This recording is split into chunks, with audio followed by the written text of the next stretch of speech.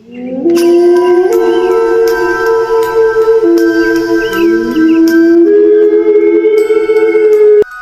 baru saja berhenti ketika Dara berdiri di depan rumah kecil mereka di desa Lauh Rakit, sebuah desa sunyi di perbukitan Sumatera Utara.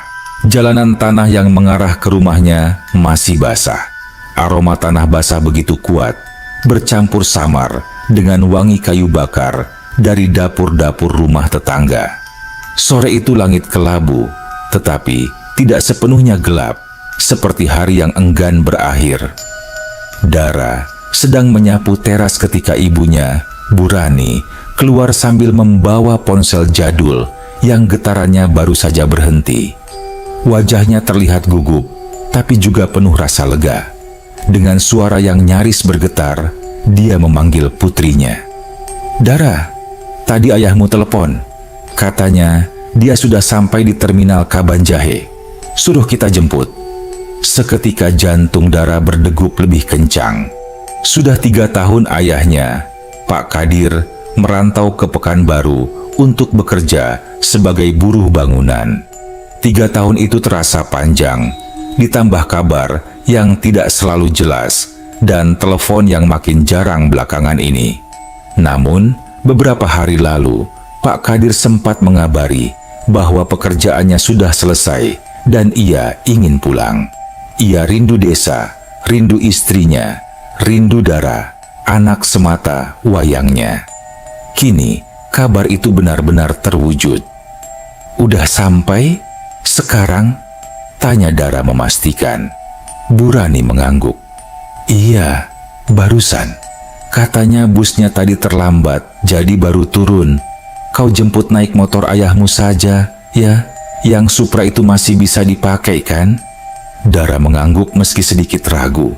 Motor tua itu kadang mogok, kadang hidup, tergantung nasib. Tapi kalau untuk menjemput ayahnya, ia merasa tidak ada alasan untuk menolak. Ia mengambil kunci dari gantungan dekat pintu, memasukkan jaket tipis, lalu menyalakan motor dengan 2 kali hentakan. Mesin tua itu akhirnya hidup juga, meski suaranya kasar seperti batuk-batuk. Bu Rani mencengkeram kedua tangannya gugup. "Hati-hati di jalan, Dara. Langit masih mendung, jalannya licin." "Iya, Bu. Ibu di rumah saja. Biar aku aja yang jemput." Dara mengangguk lalu melajukan motornya menuruni jalan berbatu di depan rumah, meninggalkan suara knalpot tua yang meraung pelan. Sore itu, udara lembab, dingin khas dataran tinggi. Pemandangan sawah berkabut dan hamparan bukit hijau terlihat memanjang hingga ke horizon. Perjalanan menuju terminal Kabanjahe memakan waktu sekitar 30 menit. Jalanan menurun dan berkelok-kelok, melewati hutan pinus kecil di beberapa titik. Beberapa kali motornya tergelincir ringan oleh jalan basah, namun Dara tetap mantap. Ia tidak sabar bertemu ayahnya. Rasanya aneh mengingat terakhir kali mereka bertemu, Dara masih mengenakan seragam SMA. Kini, ia sudah bekerja membantu warung kecil milik ibunya. Ketika tiba di terminal, suasana masih ramai meski cahaya sore mulai memudar. Lampu-lampu kios mulai menyala, dan bau gorengan dari penjajah pinggir jalan menyeruak. Terminal itu tidak besar, hanya deretan peron, kios, dan bangku tunggu yang memanjang. Namun bagi Dara, terminal selalu punya suasana muram yang sulit dijelaskan, terutama ketika senja tiba dan kabut pegunungan mulai turun. Dara memarkirkan motornya, lalu melangkah cepat ke arah bangku-bangku tunggu. Matanya menyisir ke sekeliling, mencari sosok ayahnya yang sudah lama tak ia lihat. Dan di sana, di ujung bangku panjang, di bawah lampu kuning redup terminal, seorang pria duduk sambil menunduk. Tubuhnya kurus, wajahnya tampak lebih tirus dari yang Dara ingat. Pakaiannya rapi, kemeja lusuh, dan jaket hitam yang dulu selalu ia bawa ketika merantau. Ketika menengadah dan melihat Dara, ia tersenyum. Senyum itu Senyum hangat, tapi entah kenapa Dara merasa senyum itu tampak berbeda. Seperti ada sesuatu yang lelah tersembunyi di baliknya. Tapi ia menepis pikiran aneh itu dan berlari kecil ke arahnya. "Ayah," Pak Kadir berdiri, menenteng tas kainnya. "Dara, udah besar kau sekarang." Suaranya rendah dan parau, tetapi jelas ia terlihat bahagia. Dara memeluk ayahnya erat. Ia bisa merasakan tubuh itu dingin, mungkin karena perjalanan panjang dan udara sore yang menusuk. Pak Kadir menepuk punggung putrinya perlahan. "Maafkan ayah lama pulangnya." "Ya," katanya lirih. "Yang penting ayah pulang," jawab Dara. Mereka berjalan menuju motor. Pak Kadir naik dengan pelan, seperti tubuhnya terasa berat. Ketika motor melaju meninggalkan terminal, suara angin sore merayap di antara pepohonan yang mulai gelap. Di perjalanan, Pak Kadir mulai bercerita. "Bus yang ayah tumpangi tadi, banyak penumpang aneh," katanya tiba-tiba. Dara melirik lewat spion. "Aneh gimana ya?" Pak Kadir menghela napas panjang, seolah ragu untuk bercerita. "Ada beberapa yang diam saja dari awal sampai akhir, mukanya pucat, seperti habis sakit keras. Ada juga yang matanya terus melirik-lirik ke jendela, tapi badannya kaku sekali. Ayah heran, tapi ya mungkin capek kali." Ia tertawa kecil, tapi terdengar kaku. Dara merinding sedikit. "Tapi ayah nggak apa-apa kan?" "Ayah baik-baik saja," jawab Pak Kadir. Entah kenapa terdengar tidak meyakinkan. "Cuma suasana busnya kayak dingin kali. Lampunya sering mati hidup, kayak bukan perjalanan biasa." Dara tidak menjawab, hanya fokus pada jalanan gelap yang perlahan diselimuti kabut. Langit semakin memudar, hutan di kiri kanan jalan tampak seperti bayangan raksasa. Suara jangkrik mulai terdengar, bersahut-sahutan. Udara semakin dingin merayap ke kulit. Pak Kadir kemudian berkata pelan, hampir seperti berbisik ke telinganya. Di kursi belakang, ayah sempat lihat seseorang yang bukan kayak manusia. Dara menelan ludah. Maksudnya? Namun ayahnya tak menjawab lagi. Ia justru diam, seolah bercerita terlalu banyak. Dan motor terus melaju menembus kabut. Kabut mulai menebal ketika motor Dara memasuki jalan kecil menuju desa Lau Rakit. Di kiri kanan hanyalah kebun jeruk dan beberapa rumah berjajar jarang. Lampu-lampu rumah penduduk terlihat temaram di balik tirai hujan tipis yang kembali turun. Angin membawa aroma tanah basah yang begitu kuat, seolah menandai kepulangan Pak Kadir dengan suasana yang ganjil. Dara sempat menoleh ke spion, memastikan ayahnya baik-baik saja. Pak Kadir duduk tegap, tetapi wajahnya tampak pucat, ditimpa cahaya lampu kendaraan dari arah berlawanan. Dia seperti kelelahan, atau mungkin sedang menahan sesuatu dalam pikirannya. Meski begitu, ia tetap berpegangan kuat pada bagian belakang motor, seolah tidak ingin terjatuh. Ketika mereka memasuki halaman rumah, suara gonggongan anjing tetangga langsung terdengar. Bu Rani yang sejak tadi menunggu di teras segera berdiri, menutup mulutnya yang bergetar begitu melihat suaminya turun dari motor dengan langkah pelan. "Bang!" Suara Bu Rani pecah. Sudah bertahun-tahun ia menahan rindu ini. Pak Kadir tersenyum samar, lalu memeluk istrinya lama sekali. Pelukan itu tampak hangat, tetapi tubuh Pak Kadir terasa dingin seperti habis berdiri di bawah hujan lama. Namun, Bu Rani tidak mempedulikan itu. Baginya, suaminya sudah kembali, itu saja sudah cukup. Setelah masuk ke rumah, suasana hening memenuhi ruangan. Rumah mereka kecil, hanya 3 ruangan. Dapur, ruang tamu yang sekaligus ruang tidur Dara, dan kamar utama.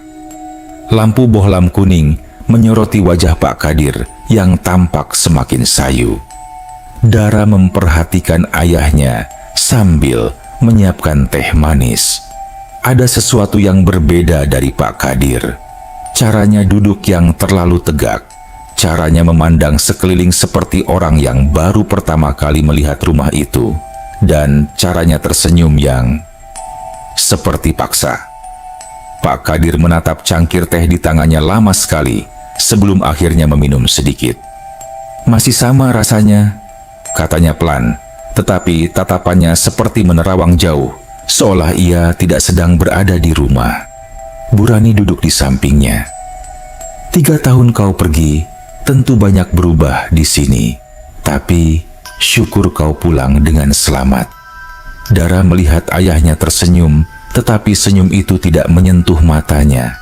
Ada kehampaan di sana. Malam itu mereka makan sederhana, nasi goreng dan sambal terasi. Pak Kadir makan perlahan, hampir tanpa suara. Tidak ada banyak cerita yang keluar darinya selain hal-hal kecil. Tentang kerjaannya, tentang panasnya kota Pekanbaru, tentang uang yang tidak seberapa, tetapi cukup menabung sedikit. Namun, setiap kali Dara menyinggung cerita soal bas dan penumpang aneh, seperti yang ia katakan saat di jalan tadi, raut wajah Pak Kadir berubah menegang. "Udahlah itu," katanya tiba-tiba. "Nggak penting diceritain." Dara dan ibunya saling menatap. Nada suara Pak Kadir saat mengatakan itu sangat tidak biasa. Ia bukan tipe orang yang membentak atau memotong pembicaraan dengan cara seperti itu. Tapi mereka memilih diam, tidak ingin membuat suasana canggung. Setelah makan, Pak Kadir masuk ke kamar. Biasanya ia akan berbincang lebih lama, tetapi malam itu ia meminta istirahat lebih cepat. Dara dan Burani membiarkannya, berpikir mungkin perjalanan panjang membuatnya lelah. Namun, sekitar pukul 2 dini hari, Dara terbangun karena mendengar suara pintu kamar utama terbuka. Ia mengintip dari balik tirai dan melihat ayahnya berdiri di ruang tamu. Diam, tidak bergerak, menatap ke arah luar rumah melalui celah jendela. Bahunya terangkat rendah seperti ia sedang bernapas berat. Dara memperhatikan ayahnya beberapa detik, merasakan sesuatu yang tidak ia pahami mengalir dalam dadanya, campuran takut dan penasaran. "Ayah?" Dara memanggil dengan suara pelan. Pak Kadir tidak menjawab. Ia tetap berdiri mematung, tatapannya terpaku pada halaman gelap di luar jendela, seolah ia melihat sesuatu yang hanya bisa dilihat olehnya. Dara hendak mendekat, tetapi tiba-tiba Pak Kadir berbalik dan berjalan kembali ke kamar tanpa sepatah kata pun. Keesokan paginya, suasana kembali normal, atau setidaknya terlihat normal. Pak Kadir membantu Burani menyapu halaman, mencabut rumput liar, dan membersihkan selokan kecil di samping rumah. Namun, gerak-geriknya lambat, seperti tubuhnya tidak seutuhnya menyatu dengan apa yang ia lakukan. Tetangga mereka, Pak Arman, datang menyapa. "Wah, Pak Kadir, pulang juga ya? Lama kali kau di sana." Pak Kadir tersenyum kecil, sedikit terlalu kecil. "Iya, Man, pulang juga akhirnya." Namun, sepanjang percakapan, Pak Kadir hampir tidak menatap lawan bicaranya. Ia seolah mendengarkan dari jauh. Sesekali ia melihat ke jalan menuju desa, lalu ke arah hutan belakang rumah. Seperti ada sesuatu yang ia tunggu. Hari kedua dilewati dengan cara yang sama. Aktivitas normal, tetapi ada aura ganjil yang tidak bisa dijelaskan. Saat malam tiba, Pak Kadir kembali keluar kamar dan berdiri lama di ruang tamu. Bahkan, Burani yang biasanya sabar mulai merasa ada yang tidak beres. "Dar, ayahmu kenapa ya?" bisiknya malam itu. "Dia kayak lain." Dara mengangguk. "Iya, Bu, tapi mungkin dia perlu waktu menyesuaikan diri. Mereka mencoba menenangkan diri dengan pikiran itu. Namun, semuanya berubah pada hari ketiga. Pagi itu Dara sedang menyapu halaman ketika ibunya berteriak dari ruang tamu. "Dara, cepat sini, lihat ini." Dara berlari masuk.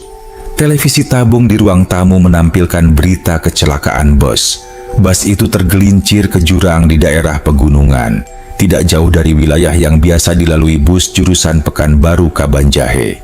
Dara menelan ludah. Dalam daftar korban meninggal yang dibacakan satu persatu oleh reporter, mata Dara terpaku pada sebuah nama yang membuat dunia seakan berhenti berputar. Kadir, nama ayahnya. Burani memegang mulutnya, mencoba menyangkal. "Enggak, itu bukan ayahmu. Banyak orang namanya Kadir." Benar, sangat banyak. Mereka memaksa diri percaya itu. Apalagi Pak Kadir sedang duduk di kursi tepat di sebelah mereka. Diam, tidak berkedip, menatap layar TV dengan ekspresi kosong, seolah ia tahu atau ingat sesuatu. Namun sebelum Dara bisa berkata apapun, suara motor berhenti di depan rumah. Lalu terdengar ketukan keras di pintu. Di saat yang bersamaan, Pak Kadir berdiri perlahan, lalu berjalan menuju dapur tanpa menoleh sedikit pun. Dara dan Burani saling menatap. Hati mereka diliputi firasat buruk yang sulit dijelaskan. Dara membuka pintu. 2 polisi berdiri di sana. "Selamat pagi. Kami mencari keluarga dari Pak Kadir, penumpang bus yang mengalami kecelakaan 3 hari lalu." Hening. Hati Dara serasa jatuh, dan dari dapur tak terdengar suara apapun. Pak Kadir tidak kembali. Dara terpaku di depan pintu, tubuhnya seolah kehilangan tenaga. 2 polisi itu berdiri dengan wajah serius, tetapi juga penuh empati, seperti sudah terbiasa menyampaikan kabar paling pahit dalam hidup seseorang. Burani mendekat pelan, memegang lengan Dara yang gemetar. Maaf Pak." Suara Dara bergetar. Ayah saya baru pulang 3 hari lalu. Dia ada di rumah." Salah satu polisi, Bribka Sihombing, menatap Dara lama, seolah mencoba memahami ketidaksinkronan yang diucapkan gadis itu. "Saudari, kami paham ini berat, tapi sesuai data manifest, jenazah bernama Kadir bin Mansur ditemukan bersama rombongan. Kondisi jenazah nyaris tidak dikenali, tapi identitas dan ciri-ciri kecocokan keluarga sudah dicocokkan oleh pihak rumah sakit." Dara memandang wajah polisi itu dengan mata yang mulai memanas. Ia berusaha menoleh ke arah dapur, berharap melihat ayahnya keluar dan membuktikan semuanya hanya salah paham. Namun, dapur itu gelap, sepi, kosong.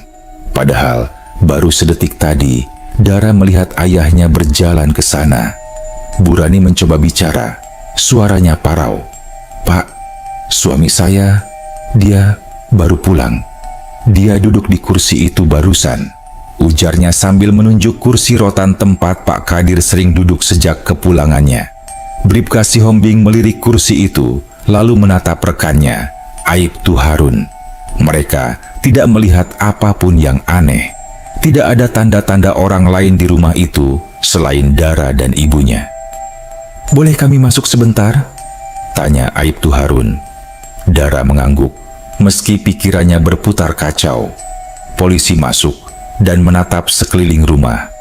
Ruang tamu sempit, dapur kecil di sisi belakang, kamar utama dengan pintu setengah terbuka. Tidak ada tempat lain untuk bersembunyi. Tidak ada pintu belakang. Rumah itu sederhana, hanya satu akses keluar masuk. Pintu depan yang sekarang masih terbuka lebar. Burani memanggil lirih, suara bergetar. Bang Kadir?" Namun tak ada jawaban. Ketika polisi berjalan ke dapur, Dara mengikutinya. Lampu dapur masih menyala samar. panci masih tertutup rapi, gelas-gelas tersusun, dan kursi kayu tua ada di pojok ruangan. Tidak ada tanda siapapun berada di sana beberapa menit terakhir. Hanya udara dingin yang menggantung. Bribka Sihombing menoleh. "Ibu yakin suaminya masuk ke sini tadi?" "Iya," jawab Burani, suaranya pecah. Dia baru saja berdiri dari kursi dan masuk ke sini. Dia tidak bicara sepatah kata pun." Aibtu Harun menghela napas. "Bu, Pak, saya tahu ini membingungkan. Tapi kecelakaan itu terjadi 3 hari lalu, sekitar pukul 4 sore. Sesuai penyelidikan sementara, tidak ada penumpang yang selamat." Dara langsung menegang. "Tapi sore itu saya yang jemput ayah di terminal. Ayah saya sudah sampai rumah dari 3 hari lalu." Polisi saling berpandangan. Raut mereka berubah serius. "Apa ibu yakin beliau pulang 3 hari lalu?" tanya Bribka Sihombing pelan. "Butuh buktikah, Pak?" Burani hampir menangis. "Dia makan di sini, tidur di sini, beres-beres halaman. Tetangga pun lihat. Tanya sama Pak Arman kalau tidak percaya." Bribka Sihombing mengangguk, mencoba tetap tenang. "Baik, Bu. Kami tidak menuduh apapun. Kami hanya menjalankan tugas untuk memastikan pihak keluarga diberi kabar."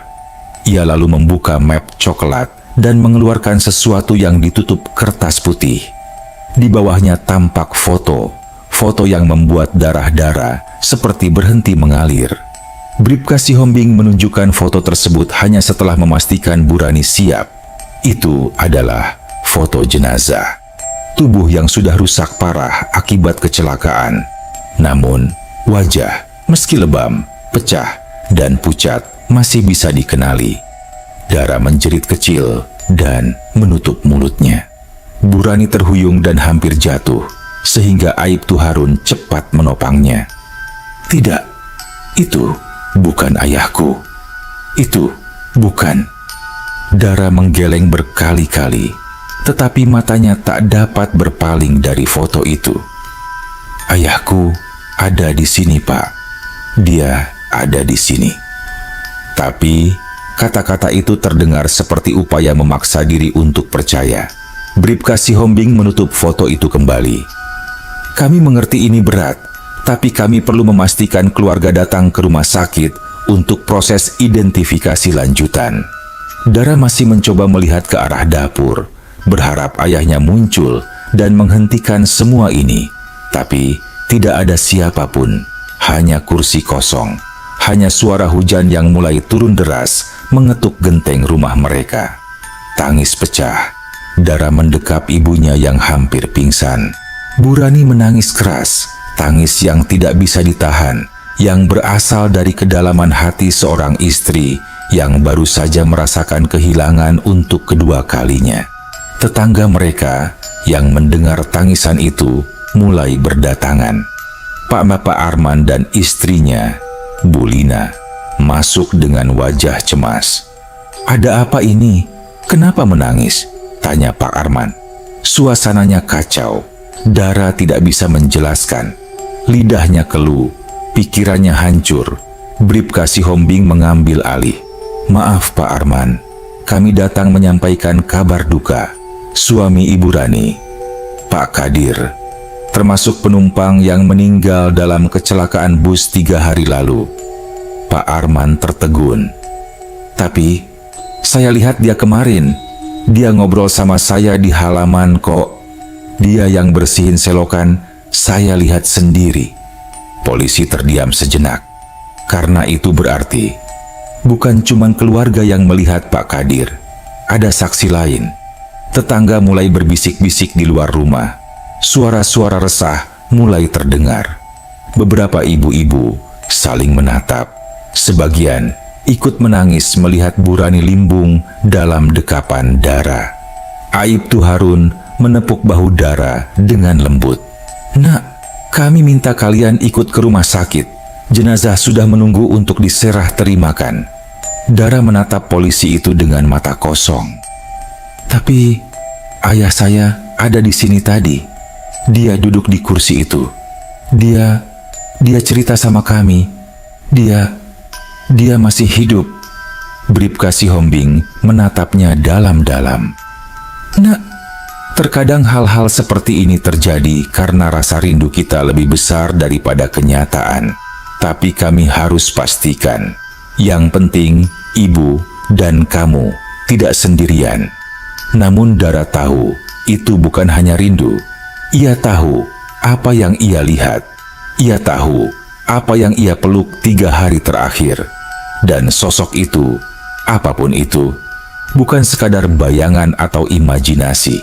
Ada sesuatu yang datang pulang bersama mereka sejak terminal. Sesuatu yang tidak sepenuhnya manusia.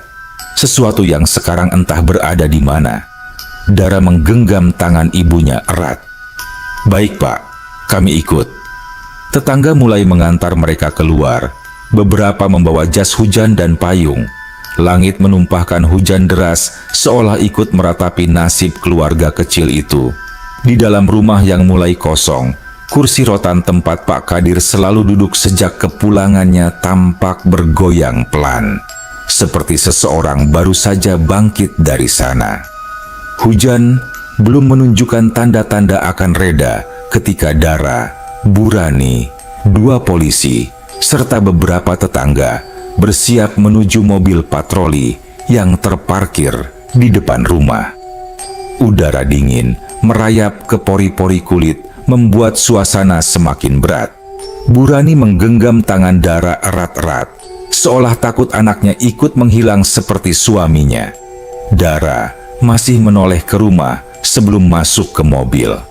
Rumah kecil itu tampak berbeda sekarang, terasa lebih kosong dari sebelumnya, seakan kepergian sosok yang 3 hari terakhir mengisi ruang-ruang hunian itu telah menarik sesuatu dari dinding-dindingnya. Ketika mobil berjalan pelan meninggalkan desa, Dara memperhatikan jalan penuh genangan. Lampu-lampu rumah penduduk tampak tertutup kabut tebal. Suara gesekan wiper mobil berulang-ulang mengisi keheningan yang canggung. Semua orang di dalam mobil tak berkata apapun. Bahkan polisi yang biasanya mencoba mencairkan suasana pun memilih diam. Hanya deru mesin yang terdengar samar. Burani akhirnya memecah keheningan. Suaranya kecil, seperti berasal jauh dari dalam dada. Pak, apa mungkin nama di daftar korban itu salah? Banyak orang namanya Kadir. Bribka Sihombing menghela napas, tetapi tetap sopan. Kami tidak ingin membuat ibu kehilangan harapan, tapi kecocokan fisik dan barang-barang yang ditemukan cukup kuat. Tetap perlu identifikasi keluarga. Burani menunduk lagi. Tangannya bergetar, namun ia mencoba menutupi itu agar Dara tidak semakin hancur. Dara menatap jendela. Air hujan menuruni kaca seperti garis-garis kabur. Tapi di antara kilatan lampu jalan, ia tiba-tiba seperti melihat seseorang berdiri di pinggir jalan, di dekat hutan pinus yang gelap. Seseorang yang mengenakan jaket hitam seperti ayahnya. Dara tersentak. Pak, berhenti sebentar. Mobil langsung melambat. Bribka Sihombing menoleh cepat. Ada apa? Dara menatap keluar jendela. Matanya mencari dengan cemas. Tapi sosok itu lenyap begitu saja. Maaf, saya kira... Dara memegang dadanya. Saya kira lihat ayah. Burani memeluk putrinya, menyadari tekanan batin yang dialami anak itu. Sudah nak, jangan lihat-lihat keluar. Bribka Sihombing kembali melajukan mobil. Memang daerah sini agak rawan nak. Banyak pepohonan dan kabut. Kadang mata kita suka salah tangkap. Namun Dara tahu apa yang ia lihat. Sosok tegap, jaket hitam, dan cara berdiri itu tampak persis seperti Pak Kadir ketika menunggu Dara di teras rumah pada sore hari. Ia pejamkan mata erat-erat, berharap pikirannya tidak membohonginya. Sesampainya di rumah sakit daerah Kabanjahe, mereka disambut aroma obat dan desinfektan yang menusuk hidung. Lampu neon yang terlalu terang membuat lorong-lorong rumah sakit terlihat pucat. Aibtu Harun dan Bribka Sihombing memimpin jalan menuju ruang jenazah. Semakin dekat, semakin kuat hawa dingin menusuk dada Dara. Burani mulai terisak pelan. Suara langkah kaki mereka bergema di lantai yang mengilap. Beberapa suster yang berlalu lalang menatap dengan tatapan iba. Ketika pintu ruang jenazah terbuka, udara lebih dingin menyeruak keluar. Lampu-lampu putih yang dingin memantul dari lantai keramik menciptakan suasana seperti mimpi buruk yang terlalu nyata. Petugas forensik menyapa dengan suara serius. Keluarga Pak Kadir. Burani hampir tak bisa menjawab, sehingga Dara hanya mengangguk. Petugas membuka satu laci besi dan menariknya perlahan.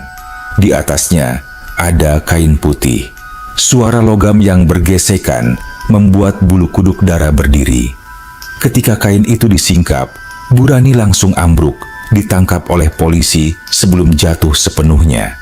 Dara menahan nafas. Wajah itu, meski hancur sebagian, meski lebam dan membiru, itu ayahnya. Tidak diragukan, hidungnya. Bekas luka kecil di bawah mata kiri yang pernah dibuat Dara saat kecil tanpa sengaja ketika bermain kayu. Itu ayah. Namun, jika itu ayahnya, siapa yang pulang 3 hari lalu? Dara memegang dinding agar tidak jatuh. Suasana di sekelilingnya seakan berdenyut, seperti dunia sedang bergeser. Tidak mungkin, Dara berbisik. Aku lihat ayah, dia beneran pulang. Petugas menutup kain itu perlahan. Bribka Sihombing mendekat, suara lirih. Nak, kejadian seperti ini kadang terjadi. Keluarga bisa melihat seolah-olah almarhum pulang di hari-hari terakhir. Dara memotong dengan suara tajam. Ayah saya makan dengan kami. Saya peluk dia. Tetangga juga lihat. Semua orang terdiam. Burani masih terisak. Wajahnya memerah dan basah oleh air mata. Kalau memang suami saya meninggal, siapa yang tidur di samping saya 2 malam ini?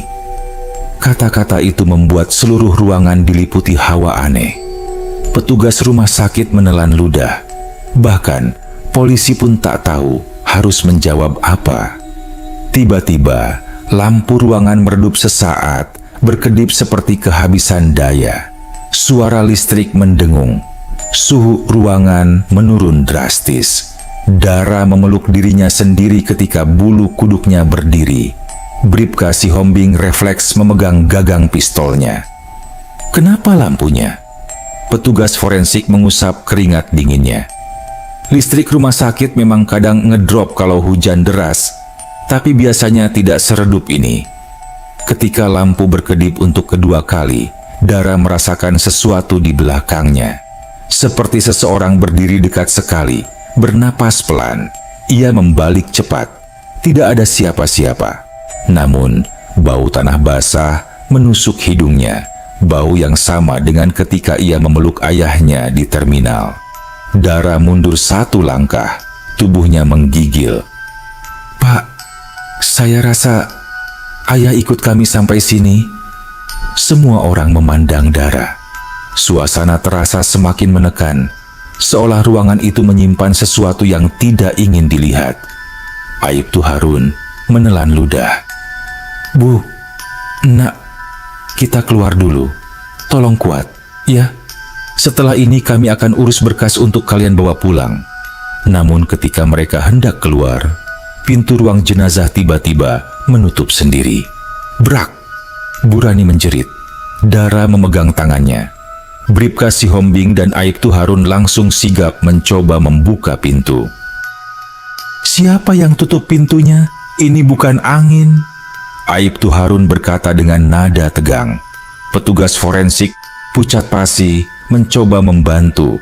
Namun yang paling membuat semua bulu kuduk berdiri adalah suara yang terdengar sesaat setelah pintu tertutup. suara langkah pelan dari sudut ruangan, sudut paling gelap dekat rak-rak penyimpanan. Langkah berat, perlahan, tapi pasti. Dara perlahan menoleh ke arah sudut itu. Wajahnya langsung memutih. Di antara temaram cahaya neon yang berkedip, terdapat bayangan seorang lelaki berdiri. Tubuhnya kurus, jaket hitam lusuh, kepalanya menunduk, rambutnya basah seperti habis diguyur hujan. Dan di tubuh itu ada bentuk-bentuk gelap seperti luka terbuka. Suara Burani patah. "Bang Kadir." Sosok itu perlahan mendongak. Dara hampir tidak bisa bernapas. Itu ayahnya, atau sesuatu yang menyerupai ayahnya. Namun wajah itu tidak utuh, seperti bercampur antara hidup dan mati. Sosok itu membuka mulutnya perlahan, tapi yang keluar bukan suara manusia. Hanya desis berat, seakan paru-parunya penuh lumpur. Langkahnya bergerak satu maju. Petugas forensik mundur sampai menabrak meja. Polisi bersiaga. Burani menangis ketakutan. Dara menatap sosok itu dengan mata membesar. "Ayah!" Sosok itu berhenti. Kepalanya miring perlahan. Gerakan yang tidak manusiawi. Lalu muncul suara lirih. Sangat lirih. Seperti berasal dari jauh di dasar tanah. Puulaang. Dara menutup mulutnya. Suara itu sama. Suara ayahnya. Tetapi tidak penuh. Tidak utuh. Seperti pecah. Suhu ruangan turun drastis. Pintu di belakang mereka bergetar. Lampu berkedip cepat seperti hendak mati. Sosok itu melangkah lagi. Mendekat dan mendekat. Dan ketika jarak tinggal 3 langkah, lampu padam. Gelap total. Teriakan menggema di dalam ruangan. Dan sesuatu yang dingin menyentuh bahu Dara. Dalam gelap gulita ruang jenazah itu, Dara membeku. Sentuhan dingin di bahunya terasa seperti es yang menempel pada kulit. Dingin yang bukan berasal dari AC rumah sakit atau udara hujan. Dinginnya berbeda. Dingin yang membuat tulang belakangnya serasa membatu. "Dara!" Suara Burani menjerit, entah dari arah mana. "Semua tetap di tempat, jangan berpencar," teriak Bribka Sihombing. Suaranya bergetar meski ia berusaha tegas. Dalam gelap total, ruangan terasa lebih besar dan lebih sunyi.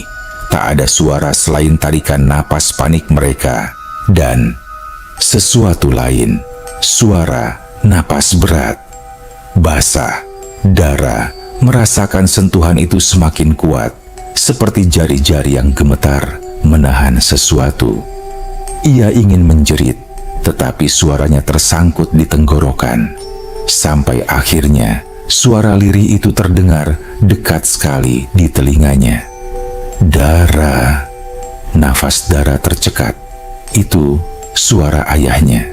Tapi bukan suara ayahnya yang sehat. Bukan suara ayahnya yang lembut ketika memanggilnya pulang sekolah. Ini suara yang serak, patah, tercekat, seperti berasal dari rongga dada yang sudah kosong. Lampu tiba-tiba menyala redup, hanya berkedip-kedip, cukup memberi mereka gambaran samar ruangan. Dara menoleh pelan, sangat pelan, ke arah bahunya. Di sana, di balik kilatan lampu yang mati hidup, tampak tangan pucat memegang pundaknya. Jari-jari itu panjang, patah di beberapa bagian, kuku-kukunya hitam berlumpur. Dara menjerit sekeras-kerasnya. "Ayah!" Refleks, Bribka Sihombing menarik Dara dan memposisikannya di belakang. Lampu yang kembali menyala membuat semua orang bisa melihat jelas sosok yang berdiri di tengah ruangan. Pak Kadir. Namun bukan Pak Kadir yang hidup. Tubuhnya basah, jaket hitamnya robek dan penuh tanah. Lehernya miring ke kiri seperti patah. Matanya kosong, satu masih utuh, satu lagi menghitam pekat. Tapi di wajah itu ada kesedihan mendalam. Kesedihan yang membuat Dara gemetar ketakutan sekaligus. Iba, Pak, Kadir? Suara petugas forensik hampir tak terdengar. Sosok itu menggerakkan kepala dengan bunyi krek pelan. Lalu ia menatap Dara. Tolong. Suaranya makin pecah. Tubuhnya bergetar seperti menahan beban berat. Aibtu Harun maju satu langkah meski wajahnya pucat. Ini apa? Hantu? Atau... Tiba-tiba seluruh ruangan bergetar kecil. Kain-kain penutup jenazah di meja samping berkibar. Rak-rak logam berdecit. Seakan ruangan itu ikut merespon kehadiran sosok itu. Pak Kadir mengangkat tangannya, menunjuk ke arah Dara. Bukan ancaman, tapi permintaan. Dara menangis terseduh. Ayah, ayah mau apa? Ayah kenapa? Sosok itu membuka mulut, berusaha berbicara. Namun suara yang keluar hanya napas berat dan patah. Lalu satu kata yang jelas, Bulaang. Setelah itu tubuhnya seperti retak. Bayangan tubuhnya bergetar dan bentuknya berubah-ubah seolah sulit mempertahankan wujud. Burani terisak keras. Abang, kenapa abang balik seperti ini? Kenapa tidak pulang dengan selamat? Pak Kadir menunduk. Dari matanya yang utuh menetes cairan gelap seperti darah bercampur tanah. Ia mengangkat tangan lagi, menunjuk ke arah dadanya sendiri, lalu menunjuk ke lantai seolah ingin menunjukkan sesuatu. Bribka Sihombing berbisik lirih ke Aibtu Harun. Ini bukan roh biasa. Dia seperti ingin menyampaikan sesuatu. Namun, sebelum salah satu dari mereka bisa mendekat, lampu ruangan kembali padam. Kali ini jauh lebih lama. Terdengar suara seperti barang jatuh, lalu langkah-langkah cepat, suara logam tergeser, dan suara erangan rendah. Dara berusaha memegang tangan ibunya di gelap, takut ibunya hilang juga. Bu jangan lepas. Aku di sini, Nak. Jangan lepaskan ibu. Tiba-tiba lampu menyala lagi. Ruangan itu kosong. Pak Kadir menghilang. Seperti tidak pernah ada. Bribka Sihombing segera memeriksa ruangan. Aibtu Harun menyalakan senter dari ponsel. Petugas forensik memegang dada sendiri, masih gemetaran. Tak ada jejak kaki. Tak ada tanda kehadiran makhluk itu. Namun, udara dingin masih terasa menusuk, seperti sesuatu belum pergi sepenuhnya. Setelah keadaan sedikit tenang, mereka dibawa ke ruang lain untuk mengurus administrasi jenazah. Burani duduk sambil memegang kepala, wajahnya pucat. Aku nggak kuat, Nak, bisiknya. Ayahmu pulang. Tapi bukan pulang. Dara memeluk ibunya. Ayah datang bukan untuk menakuti. Ayah pasti mau kita tahu sesuatu. Mereka diam beberapa saat, sampai Bribka Sihombing kembali menghampiri dengan raut wajah serius. Nak Bu, saya perlu mengatakan ini, katanya pelan. Waktu kecelakaan, ada laporan aneh dari saksi di bus lain yang lewat. Mereka bilang sebelum bus jatuh, lampu bus padam beberapa kali dan beberapa penumpang terlihat tidak wajar. Dara langsung menegakkan tubuhnya. Ayah bilang begitu. Dia bilang penumpang bus banyak yang aneh. Mukanya pucat, kayak bukan manusia. Polisi saling memandang. Saksi bilang, lanjut. Bribka Sihombing. Sebelum bus itu masuk tikungan terakhir, beberapa penumpang tiba-tiba berdiri bersamaan, tanpa suara. Lalu, ada yang menunjuk ke jendela belakang, seperti melihat sesuatu. Sebelum bus terguling, Dara bergidik. Ayah, bisiknya. Ayah bilang dia melihat seseorang yang bukan manusia di kursi belakang.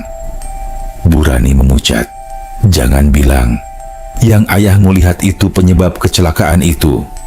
Ruangan hening, Tidak ada yang mau membayangkan. Setelah semua surat selesai, mereka diperbolehkan pulang membawa jenazah. Di halaman rumah sakit, hujan sudah mereda. Udara basah, namun lebih hangat. Dara berdiri menatap mobil ambulans yang mengantar ayahnya. Namun, sebelum masuk ke mobil polisi yang akan mengantar mereka kembali ke desa, Dara merasakan sesuatu.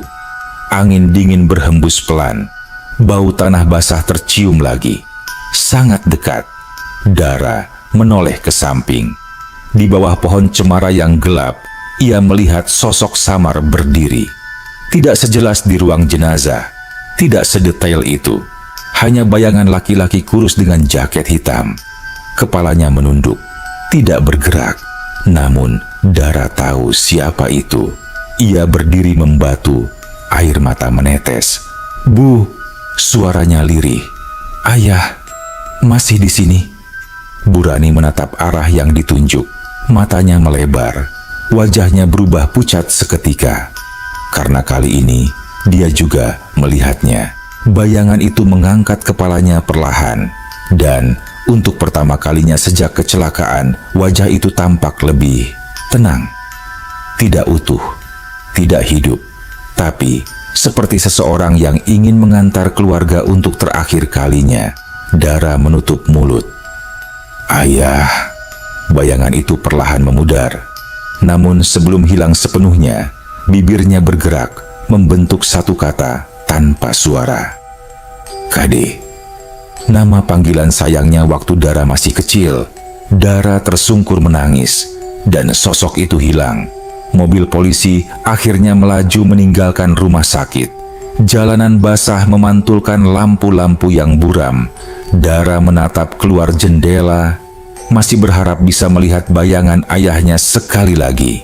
Tapi malam itu hanya menyisakan kabut. Namun Dara tahu satu hal, ayahnya belum pergi, belum sepenuhnya. Ada sesuatu yang belum diselesaikan. Sesuatu yang perlu mereka ketahui tentang hari kepulangannya, tentang bus itu, tentang penumpang aneh, tentang sosok yang bukan manusia yang ayahnya lihat. Dan Dara merasakan bahwa pertemuannya dengan ayah belum selesai. Bahkan setelah kematian, perjalanan pulang dari rumah sakit terasa lebih panjang daripada biasanya. Jalanan menuju desa Laurakit tampak seperti lorong gelap yang tidak berujung. Hujan telah berhenti, tetapi kabut turun lebih tebal, menyelimuti bukit-bukit dan hutan di pinggir jalan. Dara duduk di samping Burani, memegang tangan ibunya yang terus gemetar. Bribka si Hombing yang menyetir berkali-kali melihat ke spion, seolah takut ada sesuatu mengikuti dari belakang. Aibtu Harun yang duduk di sebelahnya hanya terdiam sambil menatap kabut. "Ini daerah memang sering berkabut," kata Harun mencoba menenangkan diri. "Jalanan bukit di malam hari biasa seperti ini." Tapi nada suaranya tidak meyakinkan. Dara justru merasa hawa yang menyelimuti mereka bukan sekadar cuaca. Ada sesuatu yang tidak terlihat, tetapi menempel pada udara malam itu. Tekanan halus yang membuat bulu kuduknya berdiri tanpa alasan. Beberapa kali, ia seperti melihat bayangan seseorang berjalan di tepi hutan ketika mobil melintas. Tetapi setiap ia berkedip, bayangan itu hilang. Burani hanya menunduk, sesekali menangis pelan. "Andai saja ayahmu tidak naik bus itu," gumamnya lirih. Dara menahan napas. "Bu, ayah tidak mau meninggalkan kita. Dia pulang karena mungkin dia mencoba bilang sesuatu." "Bilang apa, Nak?" Dia bahkan tidak bisa bicara dengan benar lagi. Burani mengusap air matanya. Dara tidak menjawab. Ia justru mengingat suara serak ayahnya yang berulang kali mengucap, "Pulaang." Dan bagaimana ia menunjuk dadanya sendiri, seolah ada yang ia tinggalkan, atau ada yang mengikuti dirinya dari bus itu. Ketika mobil polisi memasuki desa, Dara terkejut melihat begitu banyak lampu rumah tetangga masih menyala. Beberapa warga berkumpul di balai kecil di depan rumah mereka. Begitu mobil berhenti, warga langsung menghampiri dengan wajah sedih. Jenazah Pak Kadir diturunkan dari ambulans dengan hati-hati. Seketika tangis pecah dari mulut keluarga dan para tetangga yang mengenal dirinya sejak lama. Dara memeluk tubuh ibunya yang hampir kehilangan keseimbangan melihat suaminya terbujur kaku. Beberapa ibu-ibu membawa kain kafan dan perlengkapan mandi jenazah. Para pria membantu mempersiapkan tempat untuk memandikan dan mengkafani. Desa kecil itu seperti keluarga besar. Semua saling mengenal dan semua merasakan kehilangan. Namun di tengah keramaian itu, Dara merasakan sesuatu yang tidak dirasakan orang lain. Di dekat pohon jengkol yang tumbuh besar di depan rumah mereka, dia melihat bayangan ayahnya berdiri lagi, tidak bergerak, hanya mengamati. Dara menahan napas. Ayah. Bayangan itu tidak mendekat, tidak berbicara, hanya berdiri, seolah memastikan dirinya benar-benar sampai di rumah. Ketika jenazah mulai dibawa masuk untuk dimandikan, bayangan itu memalingkan wajahnya ke arah bukit gelap di belakang desa. Dara mengikuti arah pandangnya. Di sana, samar dalam kabut, terlihat beberapa bayangan lain, bayangan tubuh-tubuh lain. Tubuh-tubuh pucat seperti penumpang bus yang ayahnya ceritakan. Beberapa berdiri mematung, beberapa melangkah perlahan, seolah mereka semua tersesat, tidak tahu jalan pulang. Dara mundur selangkah, napasnya tercekat. Bu lihat itu?" Burani menoleh. "Lihat apa, Dara?" Dara menatap ke arah bukit.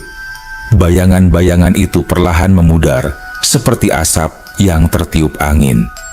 "Hilang," Dara berbisik. Burani hanya mengusap punggungnya. "Kamu masih syok, Nak. Jangan lihat macam-macam." Tapi Dara yakin apa yang ia lihat bukan imajinasi. Pak Kadir tidak kembali sendirian dari kecelakaan itu. Prosesi pemandian jenazah berlangsung hikmat. Dara tidak berani melihat terlalu dekat saat tubuh ayahnya dibersihkan. Hanya sesekali ia mengintip dari sela bahu tetangga.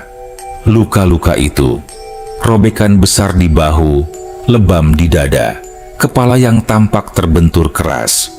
Dara membayangkan apa yang dialami ayahnya sebelum bus itu jatuh. Apa yang ia lihat di kursi belakang. Dan bagaimana penumpang aneh itu mungkin bukan penumpang biasa. Ketika jenazah selesai dikafani dan diletakkan di ruang tamu untuk disalatkan, Dara duduk di samping Burani. Rumah terasa lebih dingin dari biasanya. Lampu tampak redup seperti memancarkan cahaya yang lelah. Beberapa warga mulai membaca Yasin. Suaranya menenangkan, tetapi bagi Dara justru terasa seperti gema yang jauh, seperti suara yang tidak bisa menembus kabut ketakutannya. Di sudut ruangan, kursi rotan tempat Pak Kadir sering duduk sejak 3 hari lalu terlihat sedikit bergeser. Dara menelan ludah. "Bu, kursi itu..." Burani menatap kursi itu, lalu berusaha tersenyum lemah. "Angin, Nak. Banyak orang masuk keluar. Namun tidak mungkin angin sanggup menggerakkan kursi itu." Dara merasa seseorang duduk di sana. Seseorang yang tidak terlihat. Suara tahlil mulai bergema lebih syahdu. Burani menunduk, memegang tasbih. Dara memandang jenazah ayahnya, lalu memandang kursi itu. Kursi itu seperti dipenuhi kehadiran. Hening, diam. Tapi ada. Dara berbisik pelan sekali, hampir tidak terdengar. "Ayah, kalau ayah masih di sini, ayah pulang saja. Sudah cukup, ya." Sejenak, udara terasa lebih hangat, dan Dara merasa sesuatu yang berat. dilepaskan dari bahunya. Seolah seseorang yang ia cintai akhirnya bisa pergi dengan tenang. Pemakaman dilakukan keesokan paginya. Langit cerah, tidak seperti malam sebelumnya. Kabut sudah naik ke puncak bukit, meninggalkan udara segar yang jarang terasa di desa itu. Warga desa ikut mengantar hingga ke pemakaman kecil di belakang masjid. Dara memeluk ibunya sepanjang jalan. Burani berkali-kali menangis, tetapi kini tangisnya lebih tenang.